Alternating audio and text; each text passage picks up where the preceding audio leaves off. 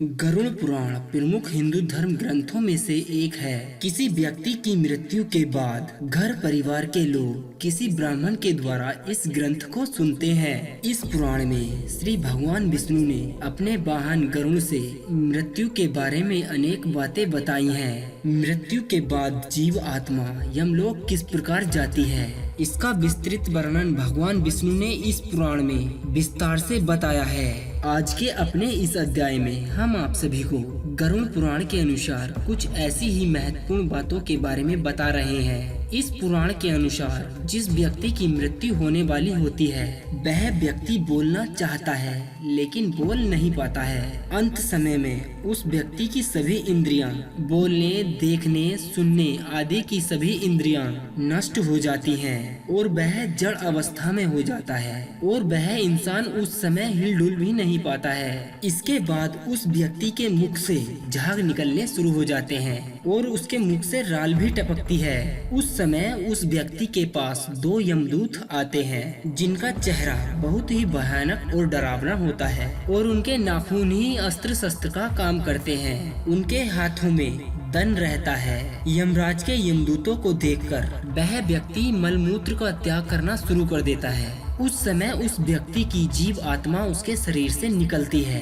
जिस जीव आत्मा को यमदूत पकड़ लेते हैं, यमराज के दूत उसी समय उस जीव आत्मा को पकड़कर यमलोक ले जाते हैं। जैसे कि एक राजा के सैनिक एक अपराधी को पकड़कर दंड कक्ष में ले जाते हैं। उस पापी जीव आत्मा को थक जाने पर भी यमराज के यमदूत डराते हैं, धमकाते हैं और उसे नर्क में मिलने वाले दुखों के बारे में बार बार बताते रहते हैं। यमदूत की ऐसी बातों को सुनकर पापी जीव आत्मा जोर जोर से रोने लग जाती है और उनसे दया की गुहार लगाने लगती है, परंतु यमराज के यमदूत उस जीव आत्मा पर रहम नहीं करते हैं। इसके बाद वह जीव आत्मा यमराज के यमदूतों से डरती है और उनसे डरता हुआ अपने द्वारा किए गए पापों को याद करता है। आग की तरह गर्म वायु में वह जीव आत्मा चल नहीं पाती है और वह भूख प्यास से तड़पती रहती है। तब यमदूत उसकी पीठ पर चाबुक मारते हुए उसे आगे ले जाते हैं।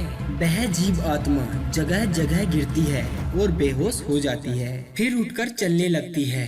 इस प्रकार यमदूत उस जीव आत्मा को अंधकार वाले रास्ते से यमलोक की ओर ले जाते हैं। गरुड़ पुराण के अनुसार यमलोक 99,000 योजन लंबा व चौड़ा है। वहाँ यमदूत पापी जीव आत्मा को मात्र थोड़ी ही देर में ले जाते हैं। इसके बाद यमदूत उसे अनेकों प्रकार की यात्राएं देते हैं। फिर उसके बाद वह जीव आत्मा यमराज की आज्ञा से यमदूतों के साथ उसी घर में आती है जहां उसने अपने शरीर को त्यागा था। मरने वाले व्यक्ति के पुत्र आदि और अन्य सज्जन उसके अंतिम समय में जितना दान करते हैं, फिर भी उस मरने वाले प्राणी को तृप्ति नहीं होती है, क्योंकि अपने जीवन में उसने पाप ज्यादा किए होते हैं। इस प्रकार भूख प्यास से युक्त होकर वह जीवात्मा फिर दोबारा से यमलोक की ओर जाती है। इसके बाद जीव आत्मा के पुत्र आदि सज्जन यदि पिंडदान नहीं देते हैं तो वह जीवात्मा प्रेत रूप में वर्णित हो जाती है और अधिक से अधिक लंबे समय तक वह जीव आत्मा भयानक जंगल में ही रहती है।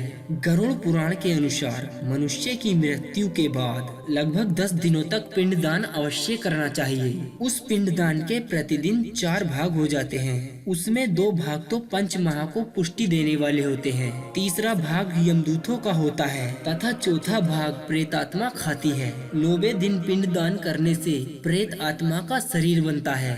10वें दिन पिंडदान करने से उस प्रेत आत्मा के शरीर को चलने की शक्ति मिलती है। शव को जलाने के बाद उसमें से जो जीव आत्मा बाहर निकलती है वही जीव आत्मा यमलोक में शुभ अशुभ फल भोगती है।